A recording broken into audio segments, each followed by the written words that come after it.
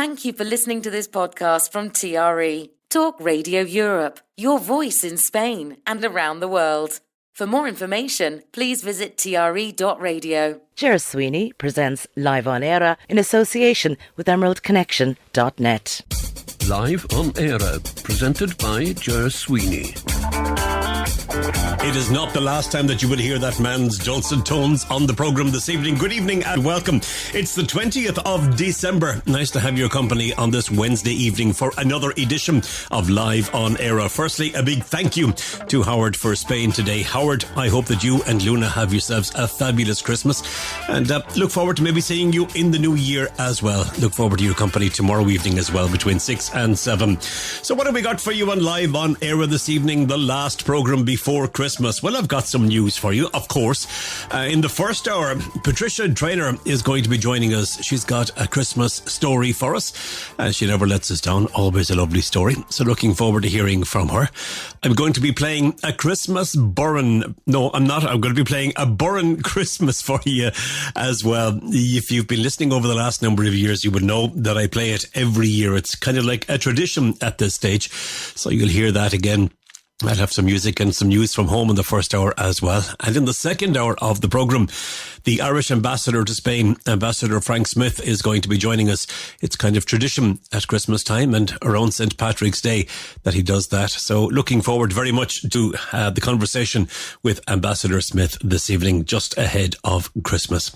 So if you would like to get involved in the programme at any stage, you're more than welcome to do so. You can send a WhatsApp to +34 645 99 67 95, or you can send an email to studio@tre.radio. You can always use my own email address as well, which is ger@tre.radio. I suppose I will mention again, just in case you weren't listening last week, when I mentioned that Santa Claus had been given the go-ahead to use the Irish airspace. And not only was he given that, but it was publicly announced in Dáil Éireann. And here is An Taoiseach Leo Varadkar with that announcement. And I would like to confirm that Santa Claus has permission to enter Irish airspace and to cross our borders on December 24th through December 25th. And I want to thank IAA, Inish, Department of Agriculture and the Revenue Commissioners for allowing the necessary exemptions to occur. The Revenue Commissioner, Santa Claus would have to pay the old tax money. So thank you to An Taoiseach Leo Varadkar for confirming that. So any boys and girls listening, or maybe any granddads or mummies and daddies listening, you can be sure that if your little ones are in Ireland, well then Santa Claus will be in the area for sure and certain. Santa Claus kind of came early for the GAA this week as well, because the GAA across the island of Ireland received an early Christmas gift from Limerick businessman and philanthropist JP McManus. His charitable foundation has donated €32 million. That's €1 million to each GAA county board across the island. The money is to be used equally in support of men's football, women's football, hurling and camogie. The donation, which was received by each county's GAA board in the past week, will be distributed to clubs across all codes by the 31st of January next year. In a letter to each county board, Mr. McManus wrote, "With Limerick's success in the GAA in recent years, we've seen the joy that this can bring on and off the field and how it enhances the spirit, camaraderie and confidence of communities, urban and rural." He says that he and his family greatly value the spirit and meaning of community and the GAA, camogie and ladies Gaelic football clubs, who are at the heart of communities right throughout the island. In acknowledging the donation from the McManus family, a joint statement from the GAA President Larry McCarthy and Director General Tom Ryan read, "We would like to place on record our sincere gratitude to JP McManus and his family for yet another remarkable gesture of support." They said that clubs across the island benefited greatly from the generosity of JP and his family in 2018, when the family gifted €100,000 to each. The statement went on to recognise the good work that those funds achieved. The statement also recognised JP McManus's support of the GAA at many levels. It said that each unit will once again rejoice in the generosity of the McManus family and use the funds to assist in their hugely important work at the heart of communities. However, as is the norm, I suppose, in Ireland, as with his donations 5 years ago. The move was not universally welcomed, with Social Democrat TD for Wicklow Jennifer Whitmore suggesting on X that it would be better if tax exile McManus contributed more to the Irish Exchequer. I know this is a stretch, but maybe just pay taxes here, you know, for all those less PR-worthy initiatives like education, healthcare, public transport, etc. I really think that anybody that had anything to say about JP McManus's €32 million gift to the GAA is on a hiding to nothing, because he has donated something in the region of 103 million over the last number of years alone to charitable events and to charitable groups. I know that the GAA is not a charity, but it is something that is in every single community in Ireland. And the point was made that he went away, he set up a company or a business outside of Ireland, and he pays his tax there. But he employs so many people in Ireland who do pay their taxes, and he has properties that he pays taxes on. And I think it's very mean-spirited of anybody to suggest that, he should be doing something else other than what he's doing. I think it's fabulous what he's done. And I wish the GAA and all of the clubs and all of the county boards who have received money I hope that they will put it to very good use and will always remember the generosity of that man. A nice man. I've met him a couple of times, and I've met his wife a few times, and they're very nice. They're kind people and down-to-earth people, so they are. So well done, and happy Christmas to the McManus family. A major concert celebrating the life and music of Christy Dignam will take place in Dublin next year. Christy Dignam, a celebration, will be held in Vicar Street on Friday the 3rd of May and will feature a variety of top Irish artists performing songs that he sang throughout his career up to his final album. The celebration is being organised in response to requests from fans and artists for a night to come together to honour the late Aslan frontman's legacy, and is supported by the Dignam family. Interestingly enough, though, the remaining members of Aslan confirmed on their Instagram on Friday that they would not be involved with the concert, but will be continuing the group with another singer. The late musician died on the 13th of June after a long illness. Tickets have gone on sale since Monday. I would imagine they're sold out at this stage, so anybody that's heading off to see it, wish you the very best of luck. Indeed, Christy, we'll be talking more about him, I would imagine, before the end of the year. Now, here is a song that was written by a good friend of mine, by a man by the name of Cormac McConnell, former colleague, but a man that I am very pleased to and honoured to call a friend as well. Cormac McConnell wrote this many years ago, and it was a slow burner, but it has taken off, and it's kind of one of the staples for Christmas, and you've heard it before, and you've heard Cormac on this programme talking about this particular song as well. And I thought, sure, look, the programme before Christmas, why not give it a spin? Beautiful song, and it's sung by the late Jerry Lynch. A Silent Night, Christmas, 1915. 1915 on Christmas Day, on the Western Front the guns all died away, and lying in the mud on bags of sand, we heard a German sing from no man's land. He had a tenor voice so pure and true. The words were strange, but every note we knew. Soaring o'er the living, dead and damned, the German sang of peace from no man's land. O silent night, no cannons roar, a king is born of peace forevermore. All's calm, all's bright, all brothers hand in hand. In 1915 in no man's land, they left their trenches and we left ours, beneath tin hats, the smiles bloomed like wildflowers. With photos, cigarettes and tots of wine, we built a soldier's truce on the front line. Their singer was a lad of 21. We begged another song before the dawn, and sitting in the mud and blood and fear, he sang again the song all longed to hear.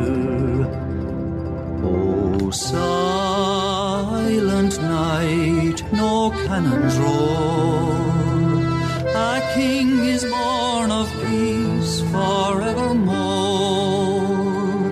All's calm, all's bright, all brothers hand in hand, midst gas and rusty wire in no man's land.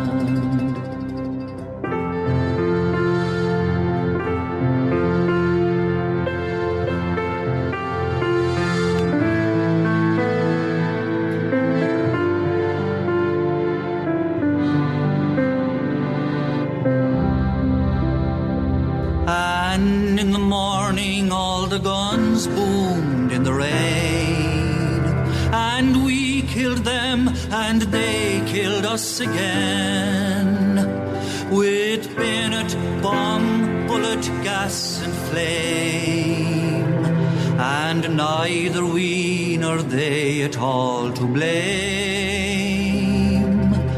There was heavy fighting right throughout the day. For one night's peace we bloodily did pay.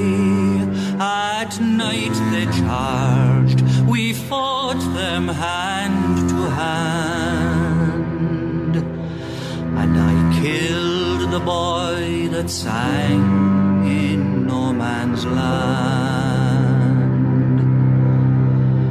Oh, silent night, no cannons roar, a king is born of peace forevermore. All's calm, all's bright, all brothers hand in hand, and that young soldier sings, and the sound of peace still rings, though the captains and all the kings build no man's land.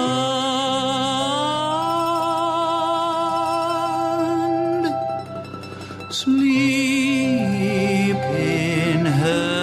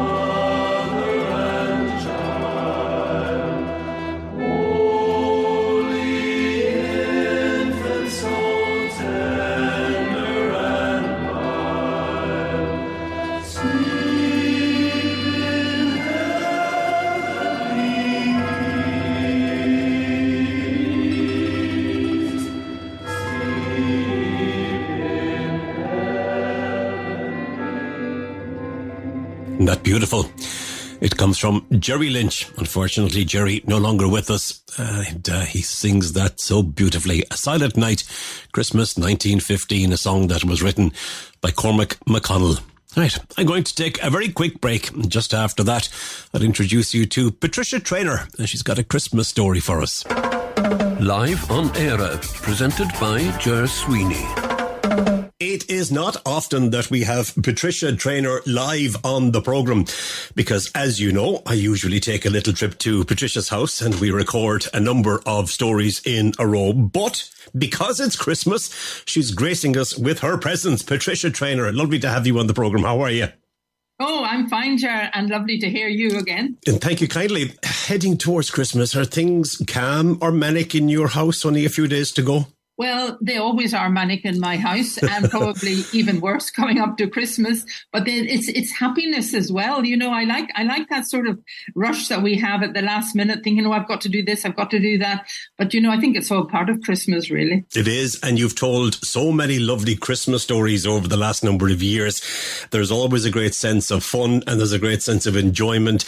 And I suppose looking back with fondness for Christmas, or at Christmas for you. Always.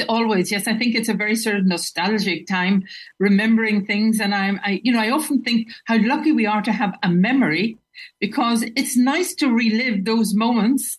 And I feel very sorry when someone has like those terrible Alzheimer's disease and they don't remember, because for me, remembering is very important. And I suppose, Patricia, as well as that, for anybody that would be suffering with dementia who can't remember, but for their families looking on saying, can't you remember when I was 5 and you bought me the bicycle, or you bought me the red balloon, like you talked about one year in one of your stories? It's difficult for the families as well to not have their parent or their aunt or their granny or whatever the case might be, or their sibling with them physically and mentally for Christmas.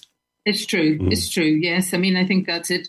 That's why I say that we should always be grateful that we are as well as we are, and not to complain for trivial things when so many tragedies happening in the world around us. Indeed. Listen, will you cheer us up with an old story, so please, like you normally do? Right. Well, I mean, I just can't believe it that another year has flown by, and here we are coming up to Christmas once again. Well, as I said, I really love Christmas and all the excitement and preparations leading up to it. Today, the shops are full of Christmas goodies, and everywhere the streets are decorated and lit up with beautiful, colourful lights. Here in Spain, there are elaborate cribs depicting the birth of baby Jesus in many of the churches, public buildings and town halls, all of which are open to the public and worth a visit.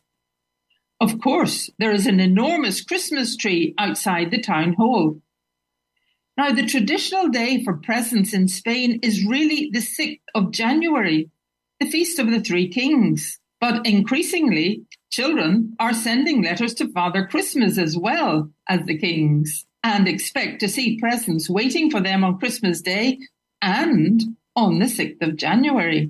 Children are very clever. I'm filled with nostalgia when I remember my Christmases as a child. In those days, everything was made at home. My mother made the Christmas pudding quite a long time before Christmas to give it time for the flavours to mature. We children all got a turn at stirring the pudding and making a wish. In fact, our mother often told us that the correct day to make a Christmas pudding was on Boxing Day, so that it would be ready for the following Christmas. I always thought she was joking, but apparently there are people who agree that puddings should be made a long time before Christmas. My mother also made her Christmas cake a few weeks before the big day and had it well laced with whiskey to keep it moist. She also made her own mince meat, again, to give it time for the flavours to mingle.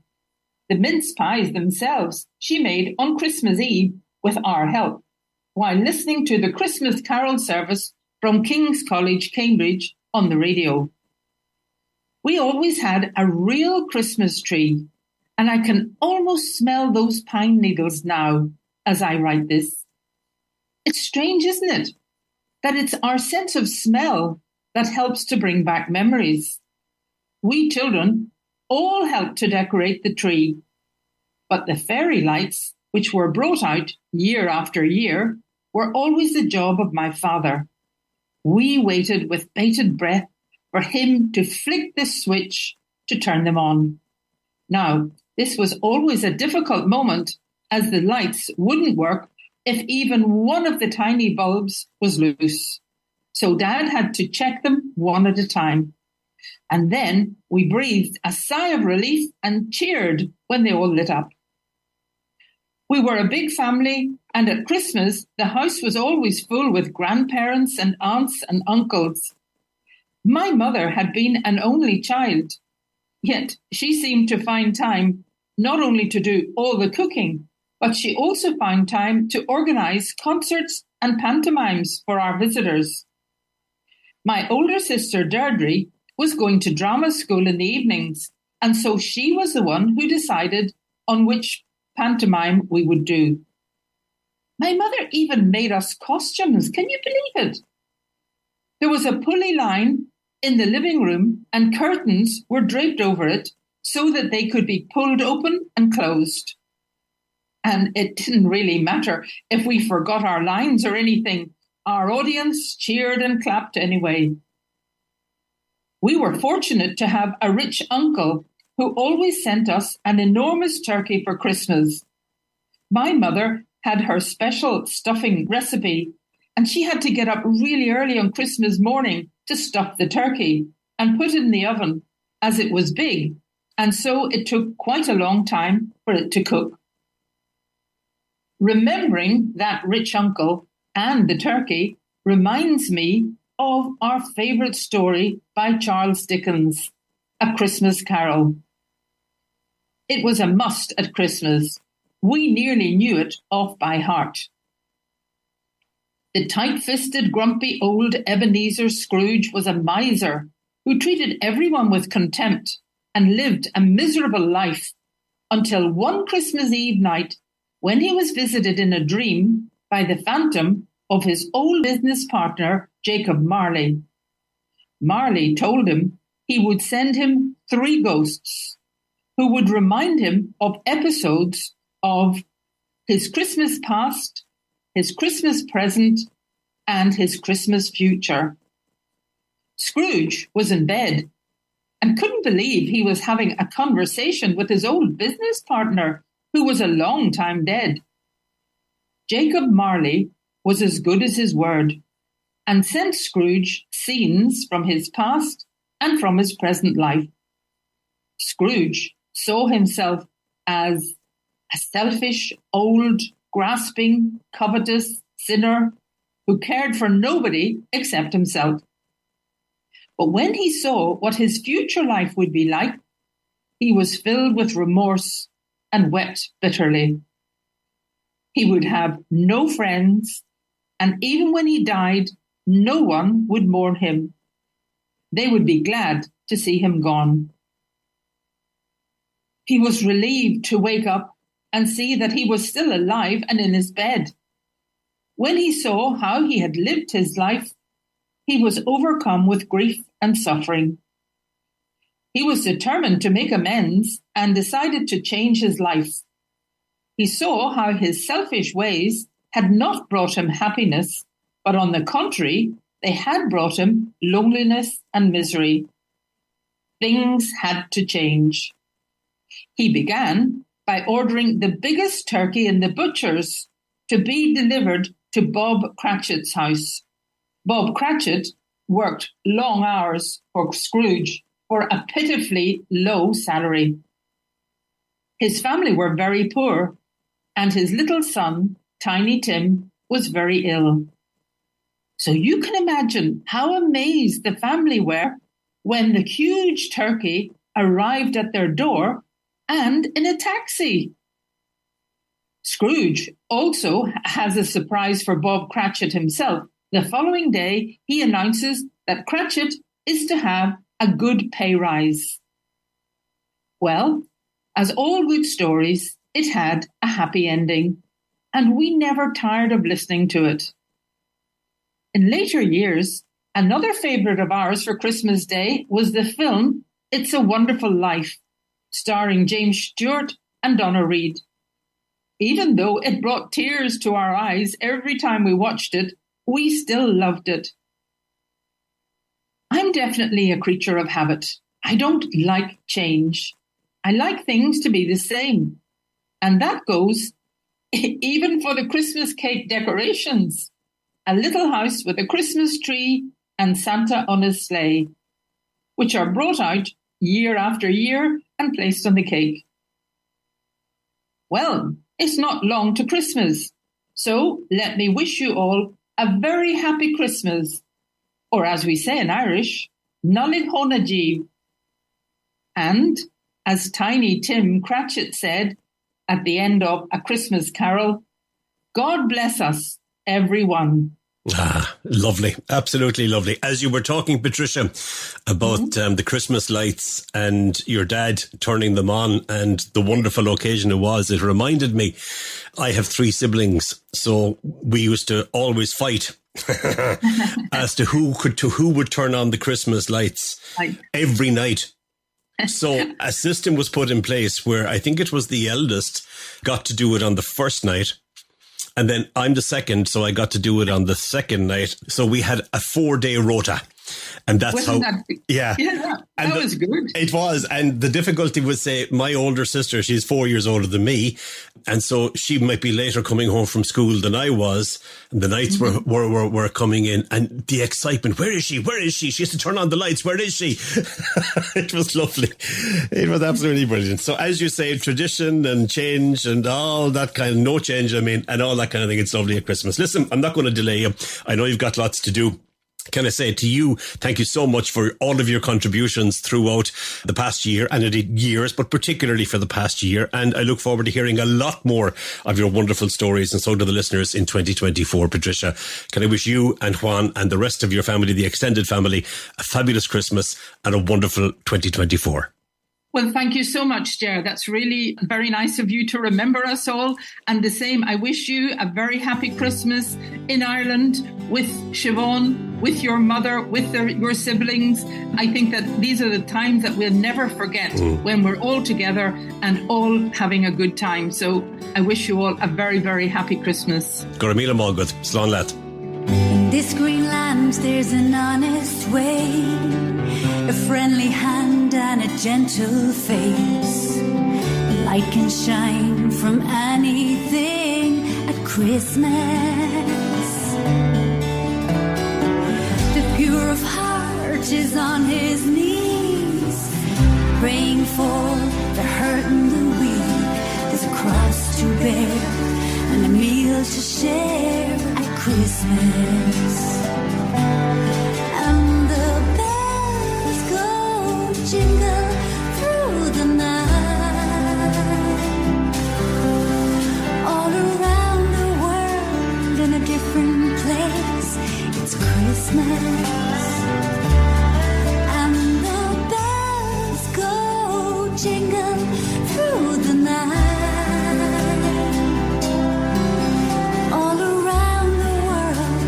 a different time. It's Christmas.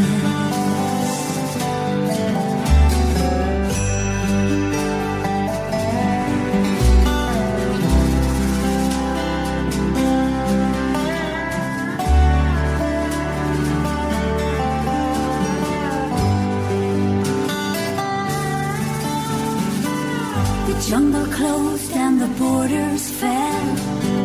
There came a song from the poor man's well. There's a sailor's hand saving a life at Christmas.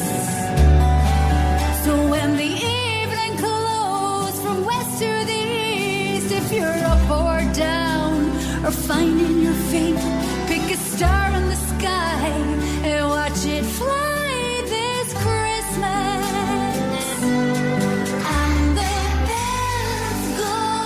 Jingle through the night, all around the world in a different place. It's Christmas. And the bells go jingle through the night, all around the world at a different time. It's Christmas.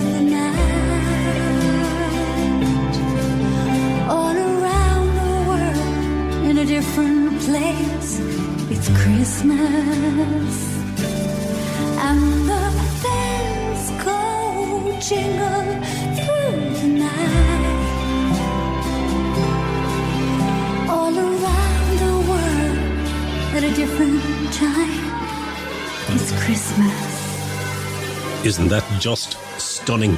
It comes from Fiona Gaheen. That's a song that was written by Clareman Ronan Daly.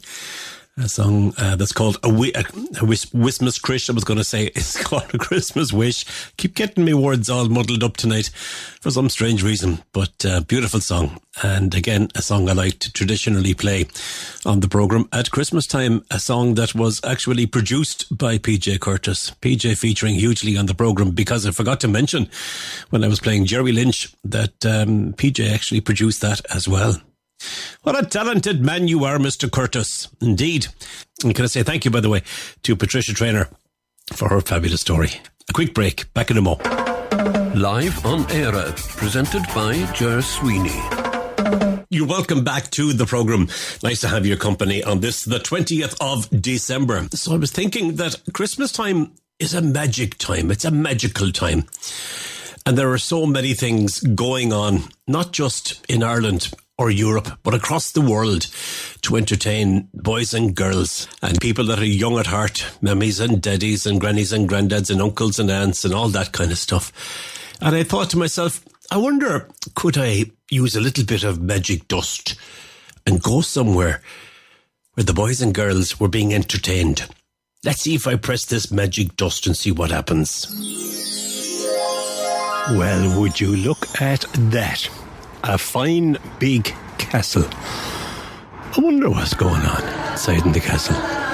Let's have a look behind this door. Trying to find lots of things not to do. We're busy going nowhere, isn't it such a crime? We'd like to be unhappy, but we never do have the time. I have to watch the river to see the river doesn't stop, and skip around the roads but so they know when to hop, and keep the streets cheerful, the rain is on lot. Hustle, bustle, and be a dark world.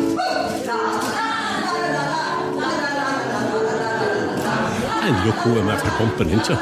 The events manager at Bunratty Castle and Folk Park, Marie Brennan.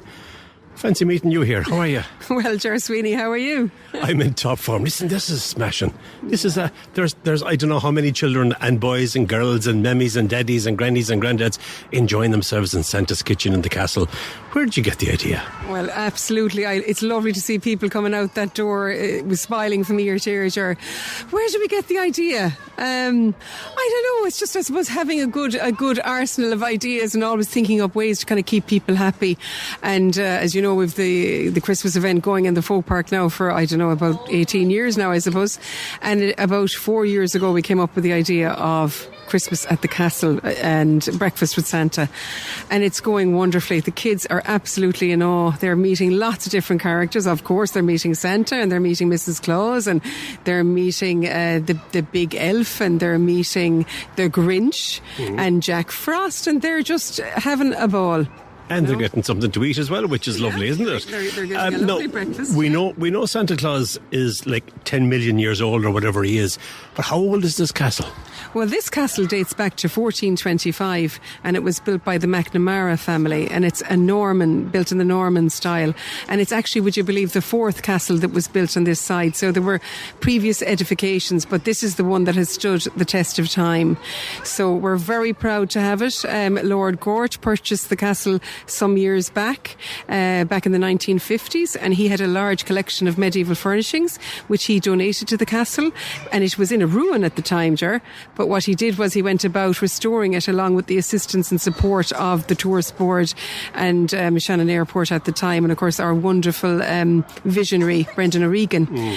So he bought the castle and as I said, refurbished it, and he left the castle in trust to the people of Ireland. So we're so fortunate in this area to have a wonderful castle like Bunratty Castle, which is left to the people of Ireland, and we're entrusted with keeping it, retaining it, maintaining its standard, and hopefully that it will be there for centuries to come, Ger.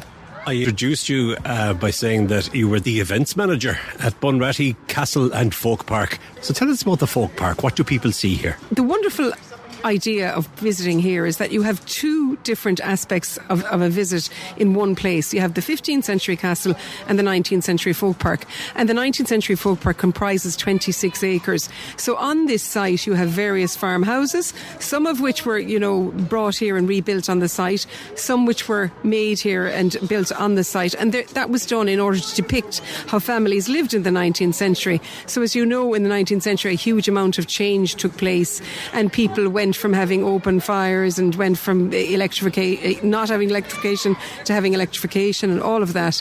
It is a wonderful place, steeped with history.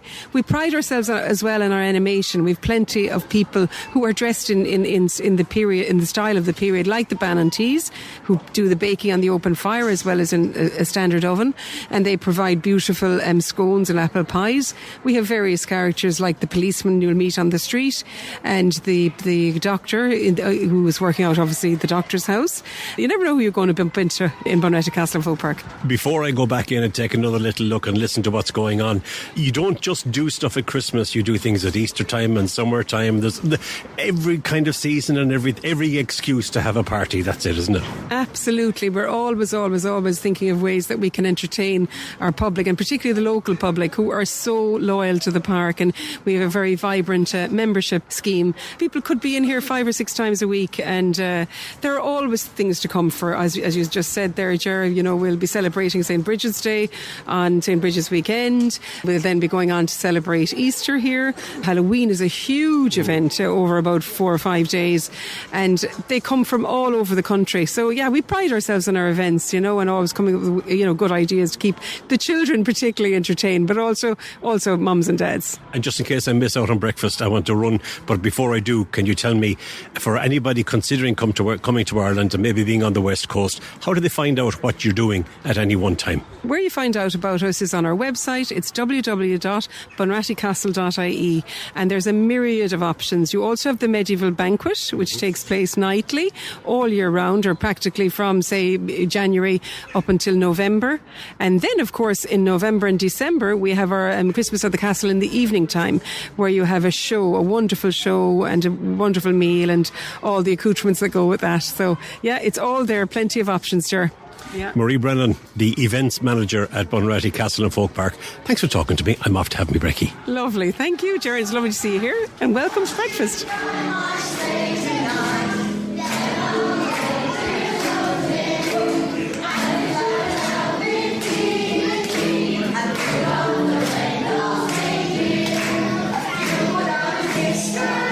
What's your name, please? Martin.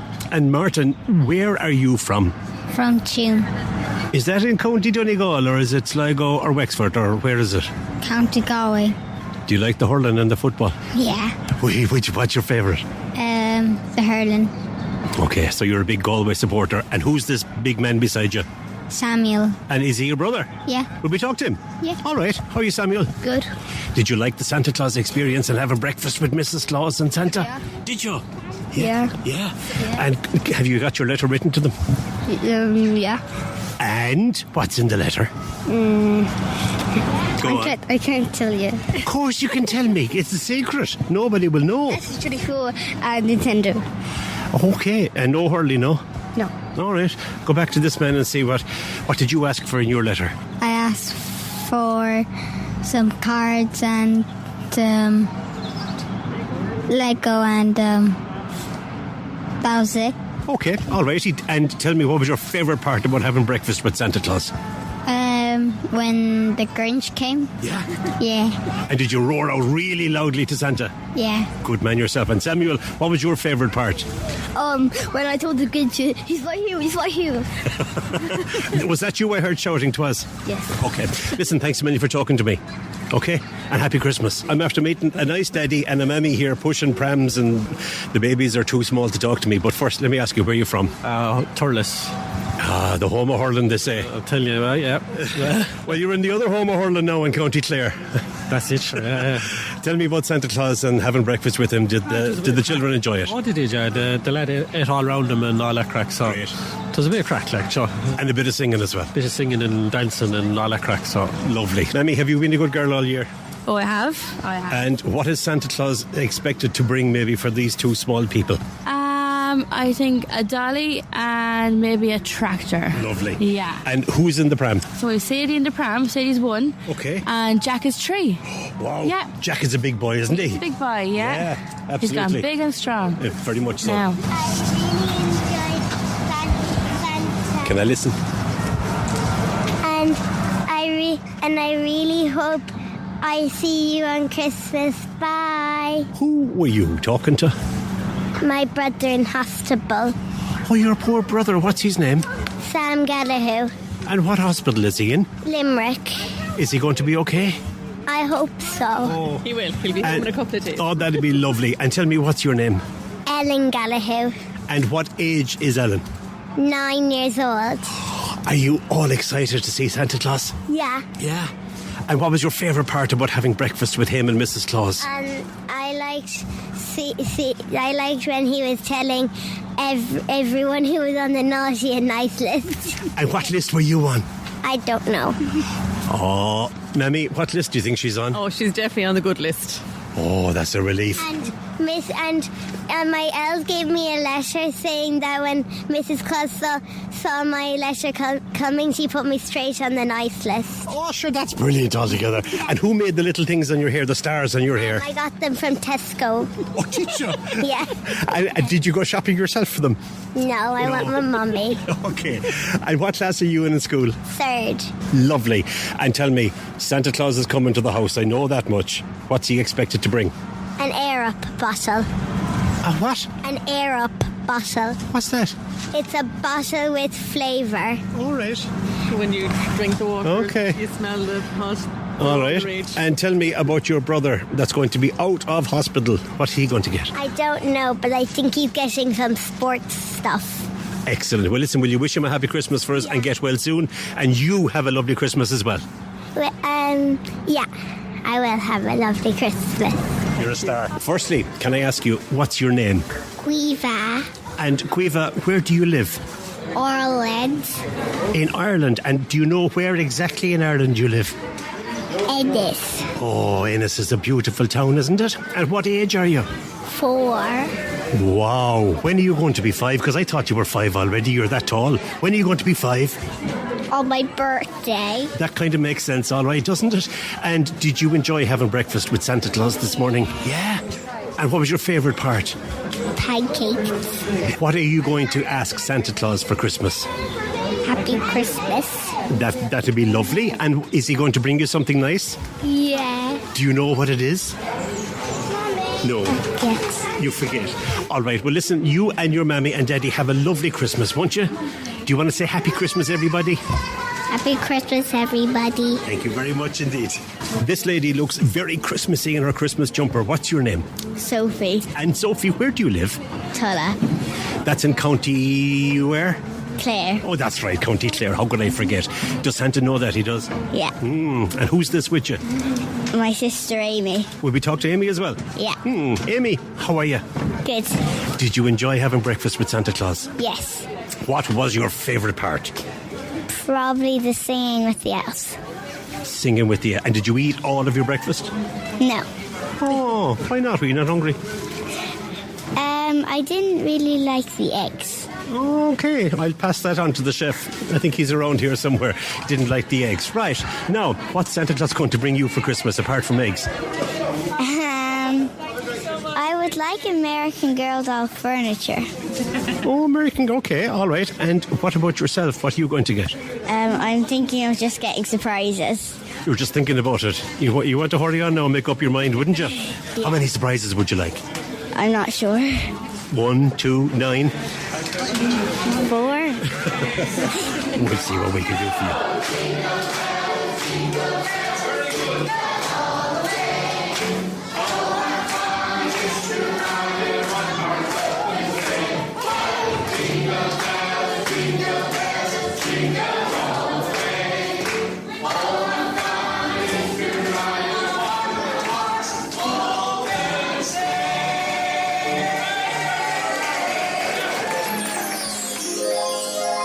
And I'm back in studio. Wow, I enjoyed that visit immensely to Bunratty Castle in County Clare. Thank you to the boys and girls and the mammies and daddies that spoke to me. And what a wonderful event. Thanks as well to the events manager at Bunratty Castle and Folk Park, Marie Brennan. That was lovely. Really nice. Let's do a quick break. Back in a moment. Live on Eire, presented by Ger Sweeney. And you're welcome back to the final part of the first hour, and there's plenty more to come in the second hour of the programme. I was pleasantly surprised when I received a message from Macdara O'Connella on, was it last Monday morning? And he said, Ger, I have a little fun ditty that I'd like to send to you. It's an Irish version of Jingle Bells called Bula Boss. I said, rock on, kid, send it to me. And that's exactly what he did. Would you like to hear it? Here it is.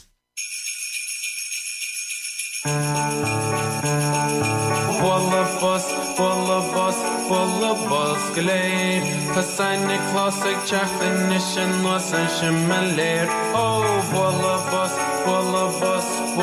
bus Gleir Tá Santa Claus ag teachtain is sin was an simmeléir Tá nolig bhfuilte linn Tá mór san léir Tá sneachta gealar tala Tá réaltugus is spéid Tá mídnig dula chala Is táirstach I ré Tá Santa Claus ag teachtain is sin was an simmeléir Oh, Bula bus Gleir Tá Santa Claus ag teachtain is sin was an simmeléir Oh, Bula bus Gleir Tá Santa Claus ag teachtain is sin was an simmeléir. That deserves a Bula Boss. A round of applause. Indeed it does. Macdara O'Connella. Nullig honna dit, August, your family, and hope all is well. Thank you for sending on Bula Boss. Jingle Bells Oscuelga. Nice. As you say, a little ditty. And so we can always do with that. Do you remember last year I spoke with Enda Walsh from the Irish Aviation Authority about drones? Well, with many people expected to receive a drone as a Christmas present this year as well, owners have been reminded to get training and be aware of the rules of flying, the Irish Aviation Authority has said. Operators of drones over 250 grams in weight or that have a camera are legally required to register and train with the IAA. Since 2021, over 17,500 drone pilots have been trained by the IAA. And in 2023, there was a 25% increase in the number of pilots trained. The Drone Safely This Christmas campaign, launched by the Irish Aviation Authority, An Garda Síochána and Dublin City Council, has highlighted the rules and risks around flying drones. The IAA said that drones are not toys and can have very serious consequences if they collide with a person, an animal, an aircraft or any object. The use of drones has increased significantly in recent years, and it is the responsibility of drone owners to fly them safely, said the IAA Chief Operations Officer Jim Gavin.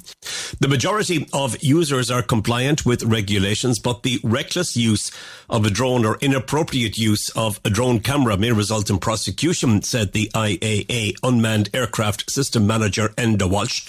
That's our boy, that was on with us last year. Flying a drone within 5 kilometres of an airport carries a maximum penalty of 7 years in prison. Wow. And Gardaí have the power to seize a drone that is thought to have been used or intended to be used in committing an offence. Be careful if you're flying in your drones, whether it is a new one or an old one. Little bit of sad news. Aye. Maureen Sweeney, no relation, whose weather forecast changed the timing of the D-Day landings during World War II, passed away at the age of 100 last Sunday.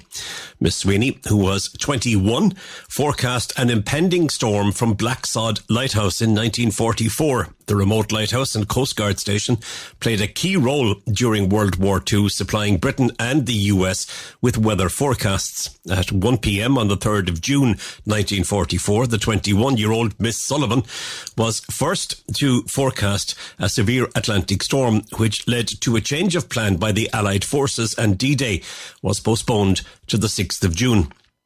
Her readings unwittingly gave the Allies a 2-day warning of stormy conditions in Western Europe, forcing General Dwight D. Eisenhower to delay his planned invasion of Normandy. In 2021, Miss Sweeney was awarded a special US House of Representatives honour for the role she played in changing the course of the conflict. Her family said she passed away peacefully at a nursing home in Belmullet in County Mayo. Yesterday, Goreva Hanum Dealish, Maureen Sweeney. Great that an Irish person played such a significant, important and poignant role in the D-Day landings. Let's go to Northern Ireland. A rare painting of the Nativity dating back more than 500 years and created by a celebrated Italian artist has gone on display in Belfast. Now, the work by, I hope I'm pronouncing this correctly, I beg your pardon, Baldassare Peruzzi is one of only a handful of paintings known to be in existence. A contemporary of celebrated artists, Raphael and Michelangelo. He was a central figure of what became known as the High Renaissance around the early 1500s. The work has been in a private collection in Britain for decades before being put up for sale. Such is its cultural significance that the authorities put a temporary export ban in place to give domestic galleries and museums time to raise the asking price. The Ulster Museum had just 6 months to raise the capital needed and was supported by several funders, including a grant of £70,000 from Stormont's Department of Communities. Senior Curator of Art, Anne Stewart, said that it was the perfect time to put the painting on display. Ms. Stewart said most of Peruzzi's work was in fresco and much has been lost. His oil paintings are extremely rare, and so it's something of a Christmas miracle that we are able, she said, to welcome visitors to the Ulster Museum to enjoy this exciting new acquisition. She went on to say that the biggest challenge of the period was in painting a nighttime scene, and Peruzzi had demonstrated great skill in the complex use of light to bring the work alive. Well, that's great, and hopefully people will be able to get a chance to see that across Belfast. Be lovely. Right, so I think we'll take a piece of music to take us into the news. We have enjoyed some lovely music so far, so let's continue that, shall we? Here's a song that I'm almost certain I played last year for you, but it's a song from Roisin O'Reilly. It's called Hush, Be Still, a Christmas lullaby. Enjoy. News on the way. On that first Christmas Eve, you called out to me with a voice, oh so clear and so true. And I don't know how I traveled from now to be with Mary there holding you.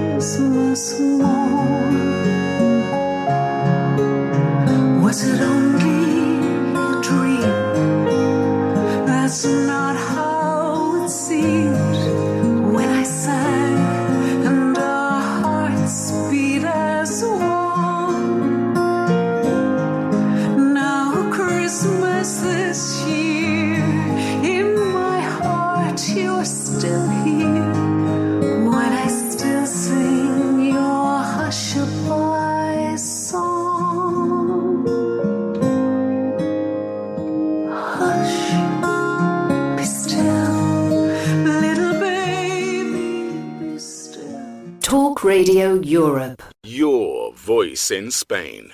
You welcome back and welcome to the second part of Live on Eire. I suppose you could call it our Christmas programme because there won't be another Live on Eire before Christmas, and we had to jiggle things around a little bit in the first hour. I was hoping to bring that beautiful story, A Boring Christmas, to you in the first hour, but look, that's grand. That's the beauty of having 2 hours. We can just relax and get ourselves into it very nicely. So let's do it now then, shall we? Aye, why not? A Boring Christmas was written by PJ Curtis. PJ, you should have been here in studio with me, really, because it's kind of like the PJ Curtis show. But you've done so many wonderful things in your life. The story was narrated by Pat Costello, a man's voice that you will be very familiar with over the last 5 or 6 years. And you'll hear that beautiful voice of his again. And unfortunately, Pat, no longer with us. Passed away a number of years ago, and a great character he was. And all you had to ever do was pick up the phone and say, Pat, any chance and he would know he knew you were going to say, do me a favour. And he'd have yes said to you before he'd even have it out. Now, him agreeing to do it and actually doing it in a timely fashion were two very different things. But he always delivered, he did. Anyway, this story is narrated beautifully by Pat. The incidental music was composed and was performed by Manus Walsh, fabulous artist, and we send Christmas greetings to Manus and his family. Wonderful artist and wonderful musician as well, and composer. You'll hear the beautiful music. And the overall production took quite a considerable amount of time, but it was done by Marianne Dwyer, who you've also met on the programme down through the years, and PJ Curtis lended a hand as well. It's absolutely stunning. So take a listen, shall we, to A Burren Christmas.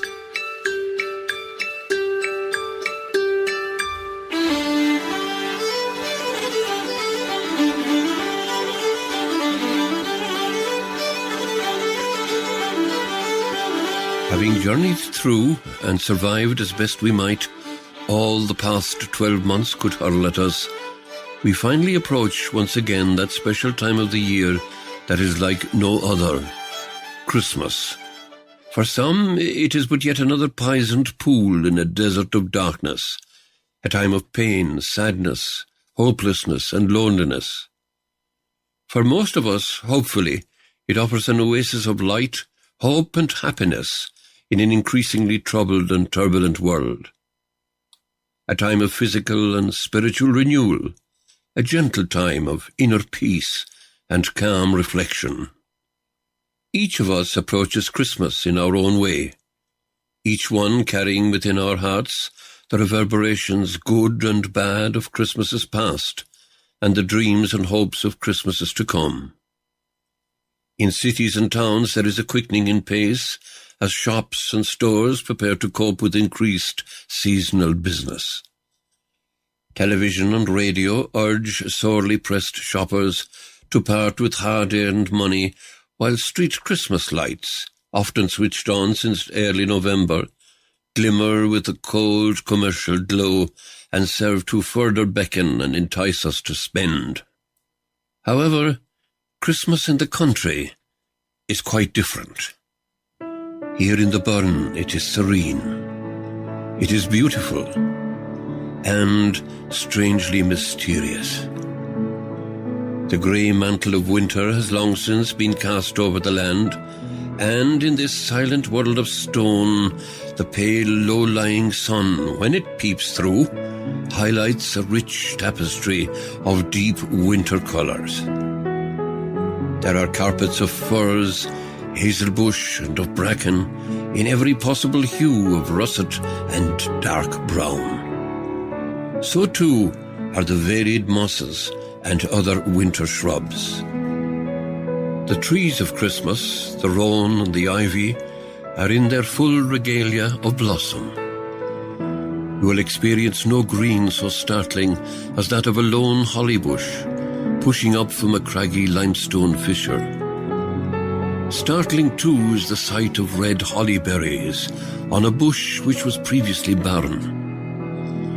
Peer a little closer, and you may be rewarded with a glimpse of a tiny robin, perched among the prickly holly leaves, glistening with silver droplets of rain, its red breast competing madly with a profusion of berries. Green, red, and silver, the colours of a Burren Christmas. For a moment it might seem as if you had stepped into a giant living Christmas card. The turloughs, dry throughout the summer and now gorged since the October rains, teem with winter bird life. Greenland duck, widgeon, teal, shoveler, heron, and wild swan. A Christmas sky can be transformed by the sight and wondrous music of a V-formation flight of swans, winging towards the horizon and that safe nesting place in some nearby body of sheltered water.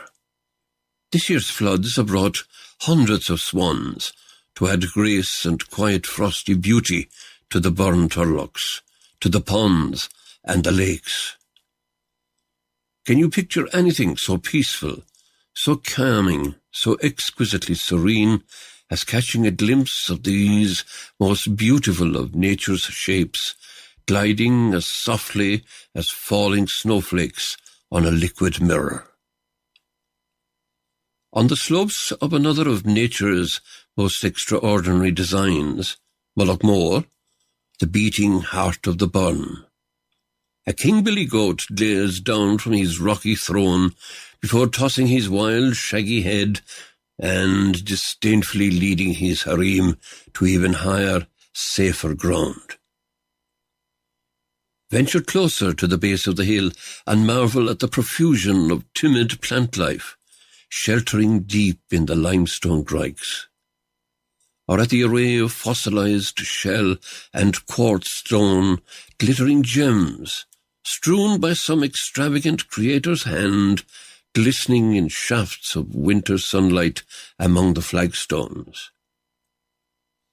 Flapping heron's wings beat ripple waves in both the still air twilight and turlough surface alike. Winters here for both animals and man are mild. It's not unusual for Christmas Day temperatures to sometimes equal that of Midsummer's Day. Only occasionally are the turloughs, lakes and rivers encrusted in icy casings, which, when the east wind flutters and moves across frozen sculpted surfaces, zing and sing like 1,000 plucked harpstrings, resonating deep in the heart's core long after the ice has melted. Though children may dream of snowflakes on Christmas Day, white Christmases in the burn are extremely rare. The oldest locals can only recall a Christmas Day snowfall on 1 or 2 occasions. But children big and small can dream. Who can tell, perhaps this year, dreams may turn to falling Christmas snowflakes. When the silence of early darkness falls on the stone, it is a silence you can hear, broken only by the cry of a night bird, the lowing of distant cattle, or the bleating of a lost sheep. Watch out for the night prowlers and hunters when you drive through the quiet country roads. The fox, the stoat, the pine marten and the badger. The night time is their time, and you are within their kingdom. In the east a star twinkles brighter than the rest. Under such a star you might expect to catch sight of 3 camels and their kingly riders silhouetted against the night sky. What matters that the star is the planet Mars, god of war, inexorably moving closer to the earth? While some men make wars, such stars set other men's imagination alight. To stand and to listen for a moment between the stone and dropping sky is to hear the sound of the burn asleep. A sleeping limestone world of whitewashed cottages, of great stone dolmens, stone forts, stone castles, and dry stone walls, deep in winter slumber. You can sense, though, that nature is not asleep, but awaiting a signal, awaiting perhaps the fierce flame of a solstice ritual fire, or the soft warm glow of a single candle alight in a window. All awaiting the bells of Christmas to ring out their eternal message of rebirth and of renewal, the age-old signal to awaken. In this moment of deepest winter darkness, this moment of ancient magic, summer is conceived.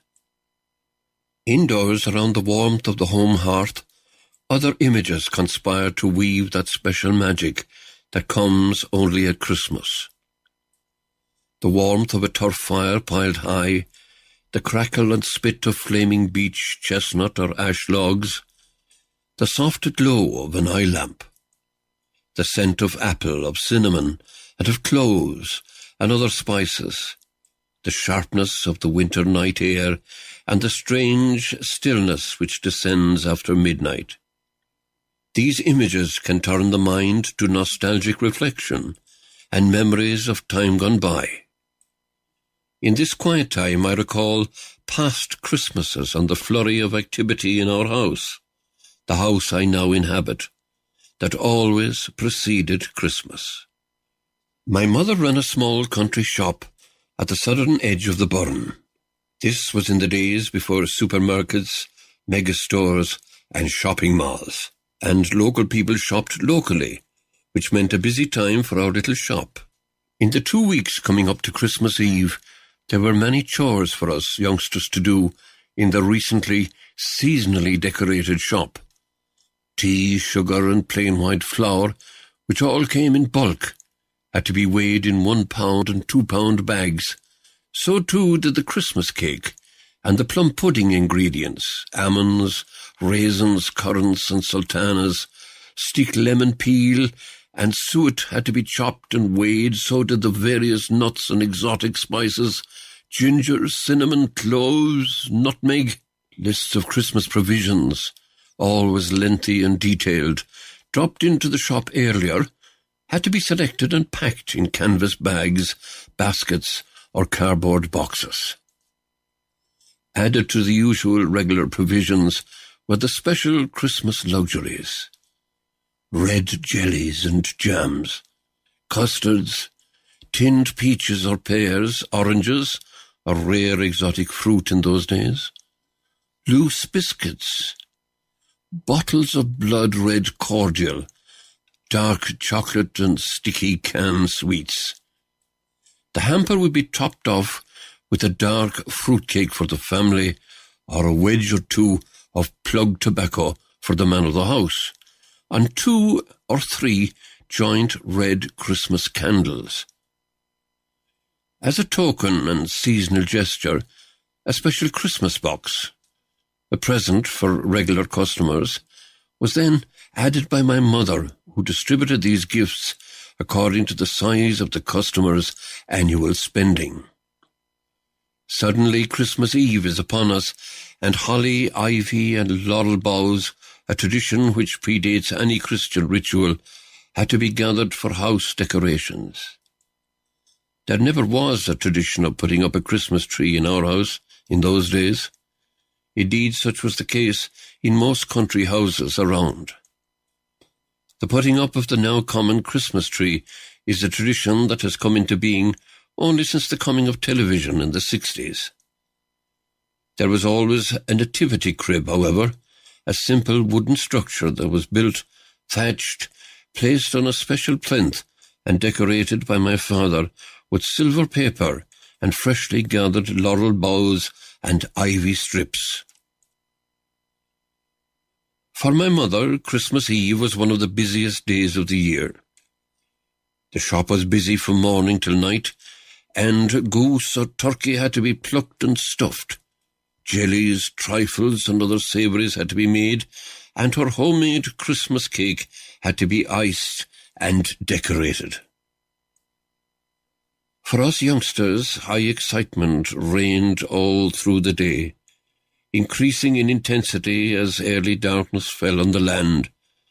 At 5 o'clock we gathered around the radio to listen in awe to Santa Claus as he read the names of those lucky few to be picked up in his mail sack before setting off on his long nocturnal global journey. At 6 o'clock sharp, a giant red Christmas candle was lit and placed in the kitchen window, usually by the youngest member of the family, and the other candles were lit from it before being placed in every window throughout the house, upstairs and down. My father would then fill, raise and drink a glass of whisky in remembrance of those departed souls who once lived in this house and celebrated bygone Christmas Eves as we now did. Then we would go outside to look at the great display of candles alight in the windows of both ours and of our neighbouring houses. What a magical landscape spread out before our eyes. To me it seemed as if a shower of stars had fallen to earth, and which now lay twinkling all around as far as the eye could see. The moment we had longed for all year had arrived. The moment of wonder and of magic. We had entered a fairyland of light and love that only fully existed at Christmas time. Back indoors, fires were placed and lit in every fireplace.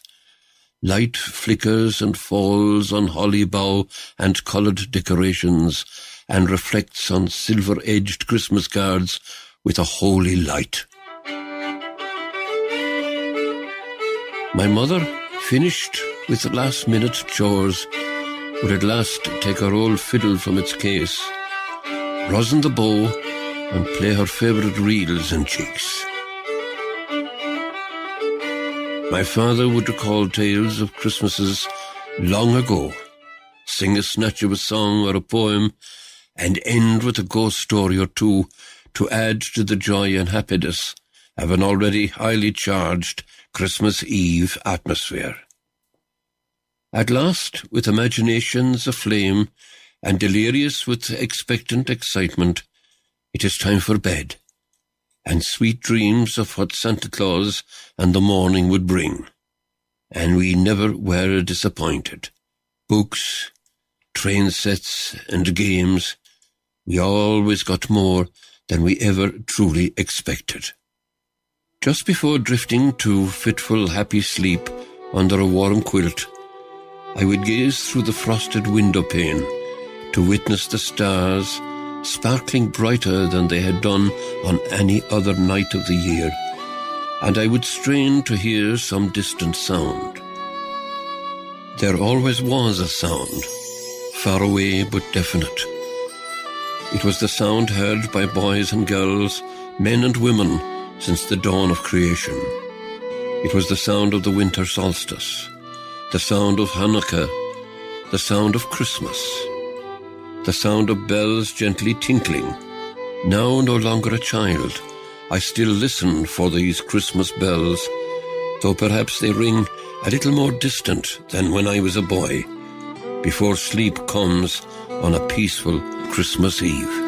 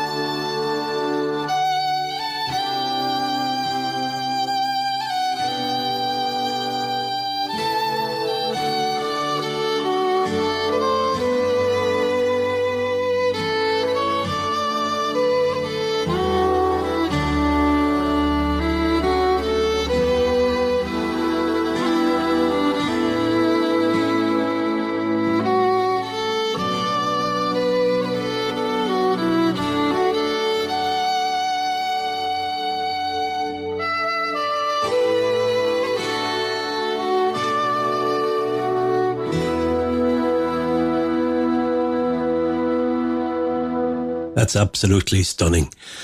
A Burren Christmas, written by PJ Curtis, narrated by Pat Costello, incidental music composed and performed by Manus Walsh.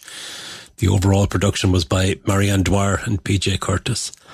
And I absolutely adore that. I listened to it a couple of times during the year, in fact, just to hear Pat's voice and how he delivers and how he puts his unique style around the various words, and the tempo that he puts into it is absolutely gorgeous. I hope you enjoy that now. I'm going to do a very quick break, and after that, you're going to be listening to a conversation that I had with the Irish ambassador, Ambassador Frank Smith, during the week we spoke. That's coming up just after these. Live on Eire, presented by Ger Sweeney.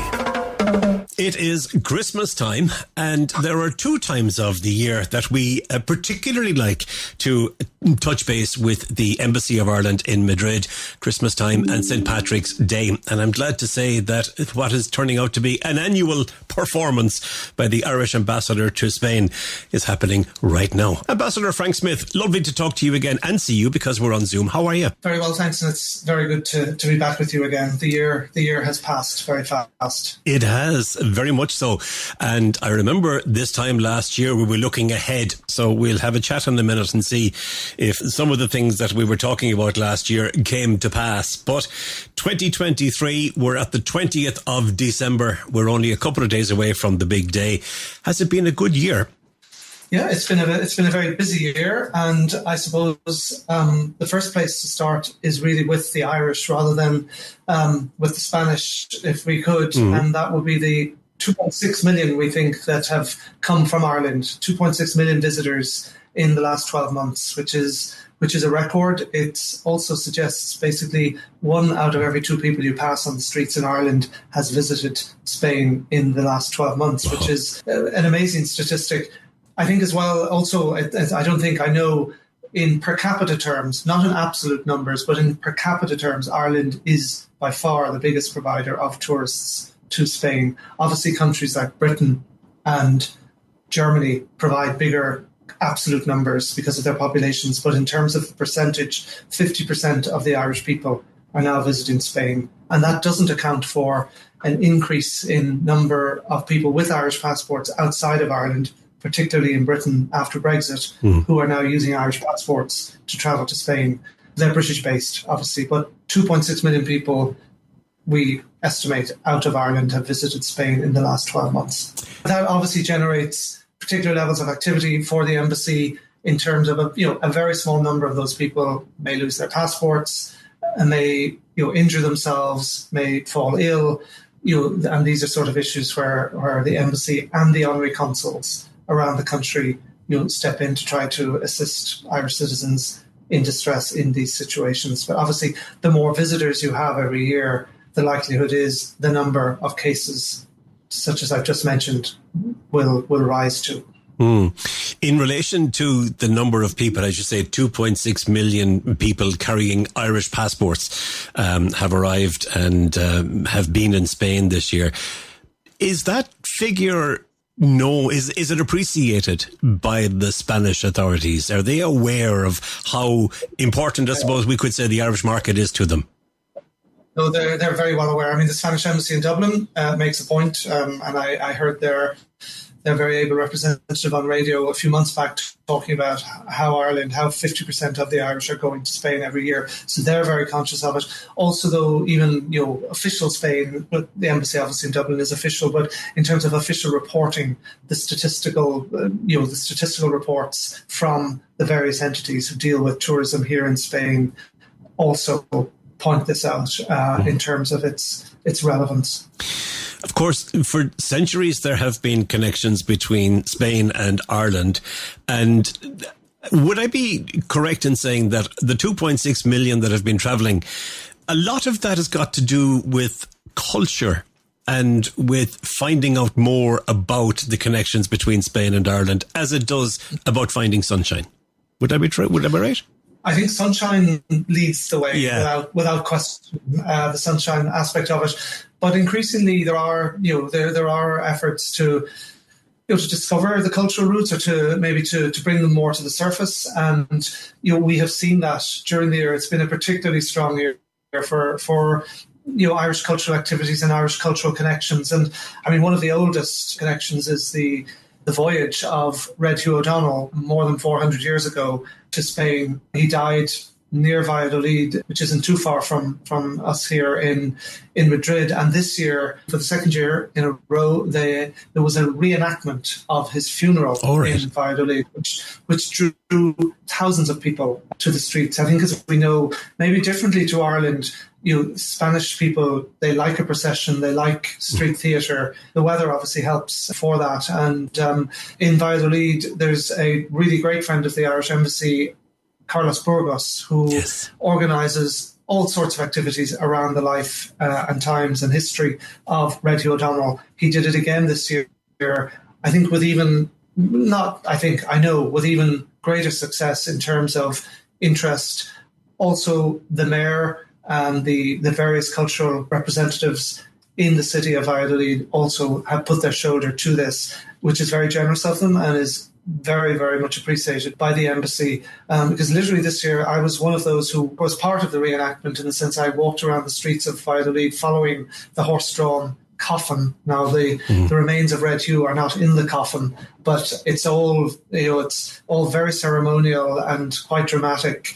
Torches and flames and horses and all that goes with that. It ends at a plaque which was unveiled last year to Red Hugh O'Donnell right in the middle of the city, and there were thousands of people out watching this. So it's very interesting, and as I say, much appreciation to the city of Valladolid, the Ayuntamiento, the officials there who have been the public representatives, who have been big supporters, and also to Carlos Burgos and his organisation, who have put their heart and soul into this, and it's a remarkable event. I spoke with Carlos on the programme last year before the unveiling of the plaque, and it was because of that I know a number of other people specifically made the pilgrimage to Valladolid to see the plaque on the wall and just to get a sense of the place. So it is nice that it's able to attract people to the area. Yeah, and there are obviously strong connections with Lifford, which is where Red Hugh is believed to have originated from. So obviously Lifford and its representatives take an interest in this. But I suppose it shows where culture and history, and I have other cases, I'm very happy to talk to you about them if you have time. We had quite a few cases this year of Irish culture, Irish history, Irish links, which we're trying to build on, including with Tourism Ireland, with Enterprise Ireland, with Board Bia, who are all here in the embassy, also are associated with the embassy in what we call Ireland House. So what we're trying to do is blend these interests together, collaborate, and I suppose get added value or added impetus and added interest. Bring Irish food industry, tourism to as wide an audience as we can. And certainly this year, because of some combining of standard cultural events like Bloomsday, like Halloween, like St. Patrick's Day, we've added to those to try and increase the profile, especially in the Spanish media. By all means, if you have another example of one of those, I would be absolutely delighted to hear it. One of the highlights of the year was just at Halloween. You're probably aware the Irish we very much claim Halloween as ours. I know others do too, but we make that claim, and we're increasingly making the claim. It's very much part of who we are. And this year in Madrid, Anne-Marie in the office here came up with the idea of could we collaborate with El Mercado de la Paz here in Madrid, which is a very big food market, very, very high quality, right in the heart of the Salamanca barrio. And we had more than a week of the Irish presence in the market there, food, drink, including barn brack, I think for the first time maybe in the history of Spain. We had a food expert explaining the history and the background and the relevance of the barn brack. But we also had actors playing Irish characters dressed for Halloween, bringing in some of the local school kids, all this building around highlighting Irish food, whether it was alcohol, some of it cheeses, some of it fish, various parts of our offer, and also Tourism Ireland. And again, a lot of media interest, which it really worked very well. And we hope to be back again. It's a great market. I think if any of your listeners know it, they'll appreciate what might have been going on. There's a lot of fresh food down there, a lot of very, very energetic merchandisers and butchers and fishmongers and fruterias. And it was a really, really good event. It kept going for a week and a little bit more. So from that point of view, it was possibly, it was a new thing for us. It was surprisingly good and surprisingly positive. Anne Marie did send the information to me. I know she sends it to a lot of people, so we give it a mention on maybe 2 of the weeks, I think, leading up to it. And I knew it had been particularly strong for everybody involved. So it's good to hear that things like that are progressing and that they're being added to the calendar. And you could see maybe over a period of time that people will, in the Madrid area, would start looking forward to what will the Irish do this year, and at particular times. We hope to be there around St. Patrick's Day, around that period as well, which is great. It's a really great platform for us. And again, I don't want to turn your show into a thank you show for my collaborators, but great thanks to El Mercado de la Paz. They really couldn't have been friendlier in facilitating us. Oh, please feel free to say thank you to anybody you want to. That's the idea of linking up with you, is an opportunity for us to find out exactly what's going on in the embassy and with yourself, and also maybe for an opportunity for you to publicly say thank you to certain people like that. So please do feel free to do that. In relation to things like that, you were talking about, you were at the reenactment in Voy de Lade. You were probably at that particular event as well. You get to do some fun things when you're the ambassador, don't you? You do. I think, our work is work. I think we're supposed to be careful not to say, it's not like work, because it is work, but it's like a vocation. And most of the things we do, or many of the things we do are very interesting. Some of them are cultural, some of them are maybe linked to education, some of them to business, some of them also to concert activities, in and around those 2.6 million people who visit. But that's what we're here for. We're on the ground in order to promote Ireland, to build links, make connections, put business people together, put as many tourists as we can into Ireland, not just about tourists coming to Spain from Ireland.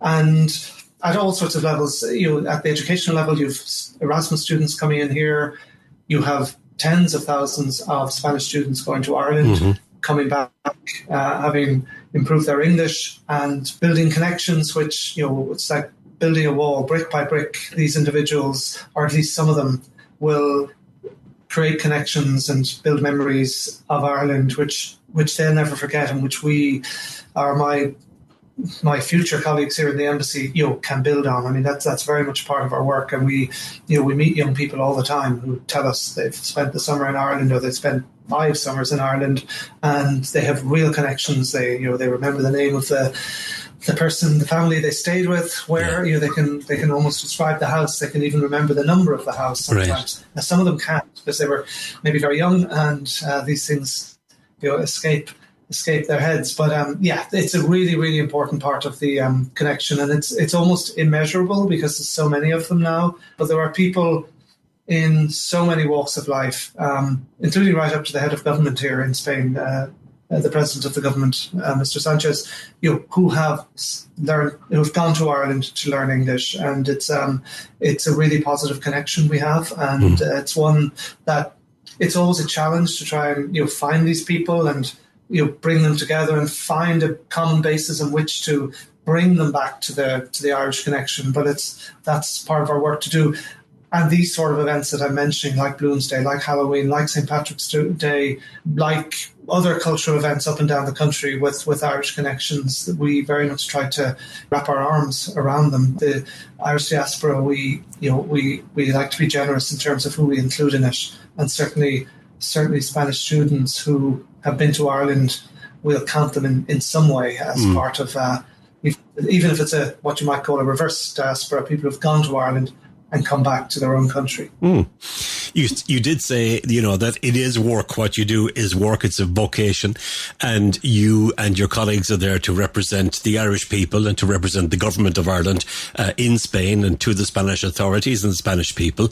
And I suppose this year would have been a year when you might have seen more government and more ministerial traffic and diplomatic traffic through the embassy from Ireland because of the Spanish presidency of the EU in the past month, something that we looked ahead to last year when we spoke. So was it a particularly busy year for you?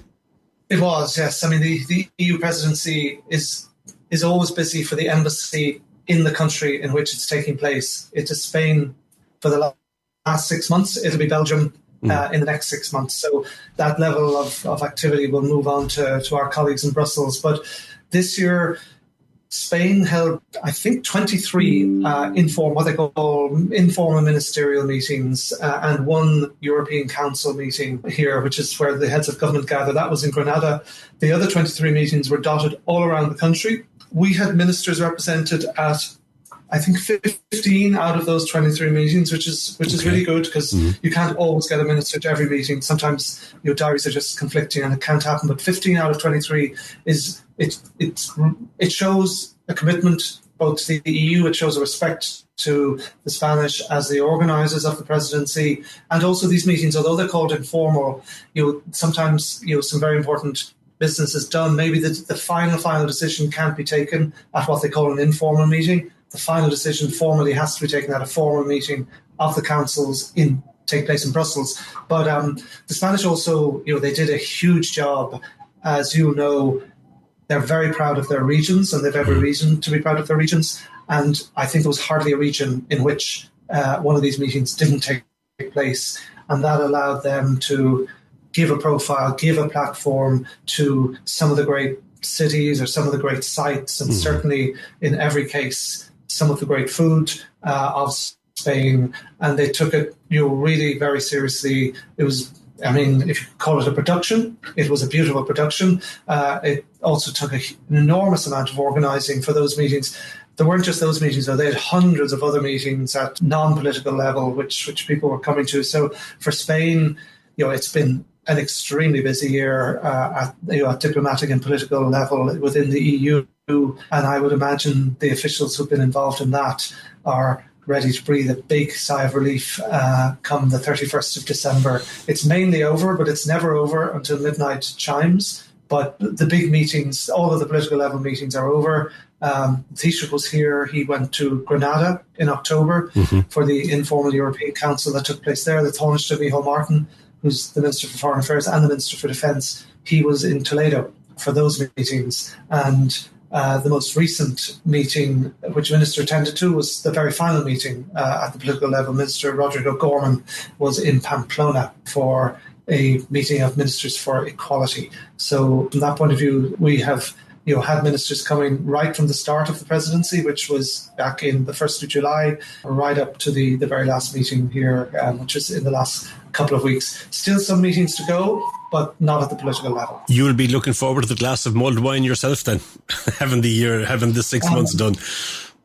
Yeah, it's been very interesting, and it's also been very useful for us because Ireland will take over the presidency in 2026, the second half of 2026, which is not very far away. It's only 6 presidencies away. So our colleagues have already started planning for the 2026 presidency, and we have already been engaging with the Spanish on lessons learned, what to do, or maybe what not to do in organising these events. So we'll continue to talk to the Spanish colleagues about that, because they have run a really huge programme, and as I say, spread right across this very big country, including down to the Canaries and over to Mallorca as well. So they've hit just about every spot they could. All right. In terms of yourself, you're just almost 2.5 years into the gig now.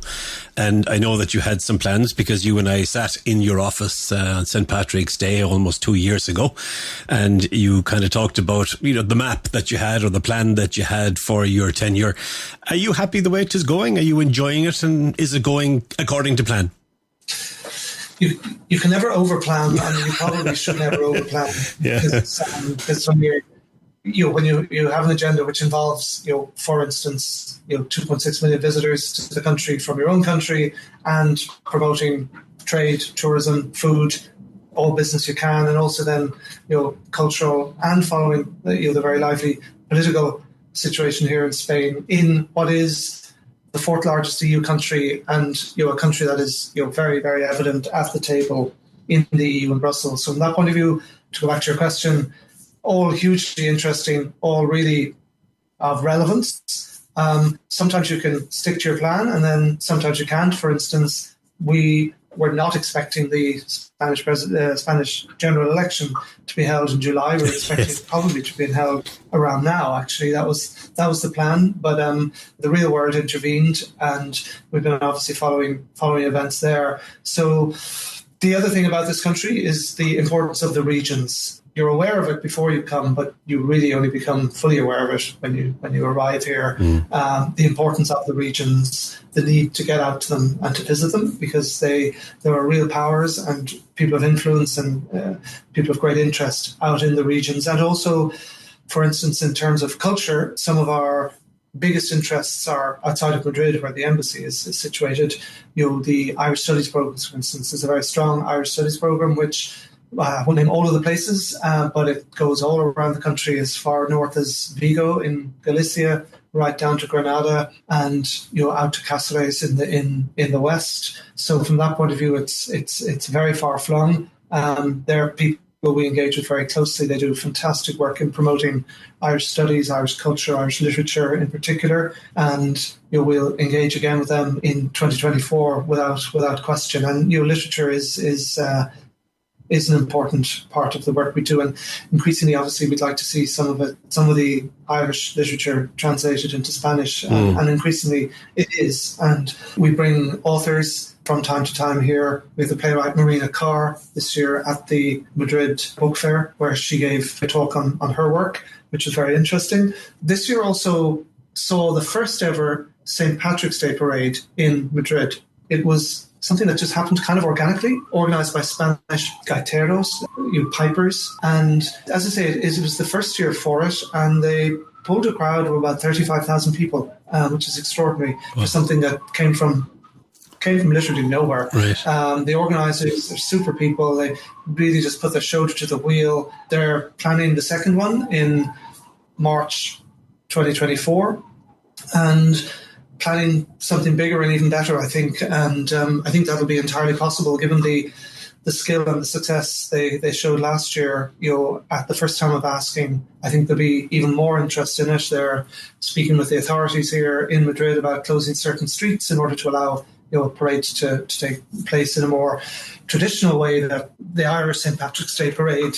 So it may be, I'm going to almost contradict what I was saying earlier, but that procession that we do have in Ireland around 17th of March, which hasn't been a standard practice here in Spain in the way it has been in, say, North America or even in some other cities around the world, that could become. We'll wait and see. Obviously, they have to work with the authorities here in Madrid, and we will certainly work to help them. And I know there are other authorities in Ireland to whom they're looking for support, and they'll certainly try to help them. So kind of watch that space. It could be a big space actually, because if they got 35,000 to line the route last year with no background to this at all in Madrid, it could turn into something very interesting. I have one question in relation to that. Will there be tractors?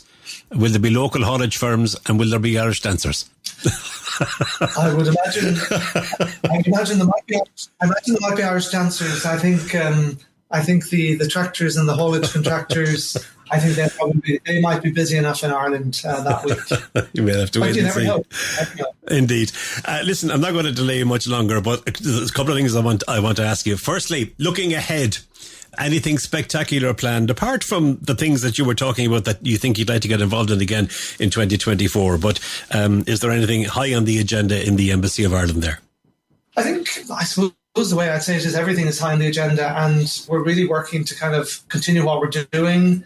I think the global political situation is quite uncertain and quite unstable, as everybody knows. And as partners in the European Union, certainly our work in the embassy is to maintain, the excellent relations we have with Spain as an EU partner, as a fellow European country, and that certainly would be the underlying of it. And then all the other stuff, some of it which we know about and we've been talking about, other stuff will emerge. Some things just emerge as the year progresses, and you leap onto those. But I think St. Patrick's Day, I think will be, is always a big event here. If it's complemented with a parade, and if we're also able to have our, a platform at the food market here, the very big food market here in the city, I think it could be, a particularly strong year. And I suppose it would be, one of the highlights of this year was that this year was the first year where we had maybe the full-blown St. Patrick's Day experience after, a few years of COVID. We were just, it was step by step, paso a paso, getting back. And one of the things we did this year was in collaboration with Metro Madrid. Yes. We had the San Bernardino metro station renamed San Patricio, just informally and for the day. We wouldn't want to bring confusion into the lives of the commuters in Madrid. But Sharon Kaur, who is a resident of Madrid, very kindly played at the metro station that morning and generated a lot of interest, obviously, including huge media interest. That was certainly something that put Ireland very much on the map, and we'll be aiming to keep us on the map in that way in the year ahead. We were talking off air before we started, and music was part of that conversation. And my trained eye has been drawn to the corner of your office where I see either a platinum or a gold disc. Do you want to tell me about that, or is it something you can tell me about? And I'm not absolutely sure what it's something that I think has been uncovered. I can go and have a look. But over my left shoulder is a bottle of U2 Vino 1, which I'm showing you. But, wow. This is not for television. But again, that was left to me by my predecessor. So I'm not absolutely sure what's in the bottle other than red wine. But it's Vino Tinto, and it's U2, number one. Wow. Yeah, so which slightly brings me back home, because I grew up in Malahide, which is the hometown of two of the two guitarists in the group. So all of these movements are circular in motion. But quite what that disc is over there, I'm not entirely sure. Well, let's not find out now, just in case whoever gave it to you is listening. Just in case. You mentioned that you, because I mentioned I was in Ennis, or just outside Ennis, and you mentioned that you enjoyed a performance by a young tenor who's based in Clarecastle, just outside Ennis. Tell me about him. I did. It was a high point of the year. Dean Power is his name, and he very kindly got in touch with me when he arrived in Madrid, where he was performing at the main opera house here in a very impressive production. So I, obviously, delighted to meet him. And he had a man who spent many years in Germany, I think, honing his craft, which he's obviously excelling in. And he was part of a wonderful production here over a number of weeks. I learned the ins and outs and the lives that opera singers lead, which are not as straightforward as mine in terms of daily performances and then breaks and moving from city to city with even more regularity than diplomats do. And not only a very impressive professional, but also a thoroughly likable individual. And, he's Clarecastle, I don't know. I have a grandmother from Clare, but I don't know Clarecastle. But he does Clarecastle great credit. I'll head down the village very shortly, and I'll see if I can track him down, and we might have a chat with him one of the days on the programme. And if we do, I'll send you a copy of the audio. Ambassador Smith, you've been very kind with your time as per usual. Before I let you go, I presume you want to extend Christmas and New Year greetings from the embassy. Yeah, Christmas greetings to everybody, whether they're in Ireland or in Spain. And obviously, if they're in Spain, they feel any reason or need to call the embassy or contact the embassy about any matter of concern to them, obviously more than welcome to do so. Are you at home or are you in Spain for the Christmas? I'm in Ireland for Christmas, and then back in the early New Year. You didn't want to differentiate between home, and as I said it, I thought it myself. So you're in Ireland. Listen, I wish you well in Ireland. I hope you have a nice, relaxing Christmas and a great New Year.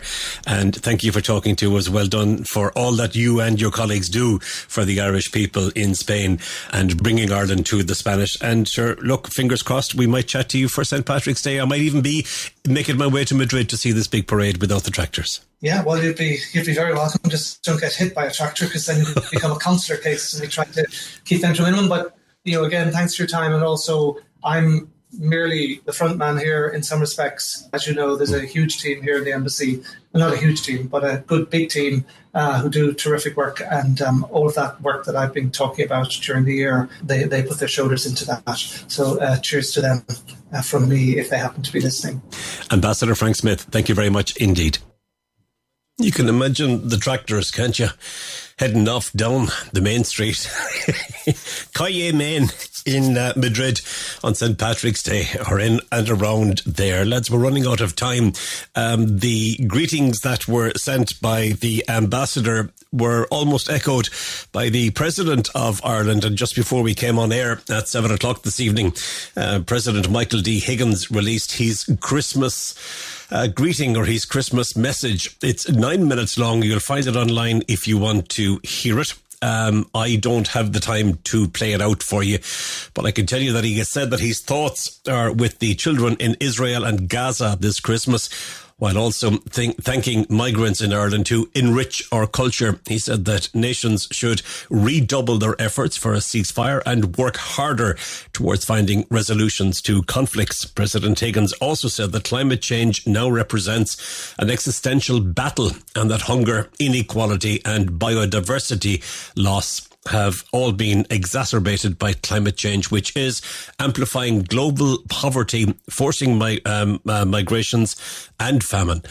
This Christmas, we are conscious, he said, that across the world there are many people facing the most horrific of circumstances of war and displacement.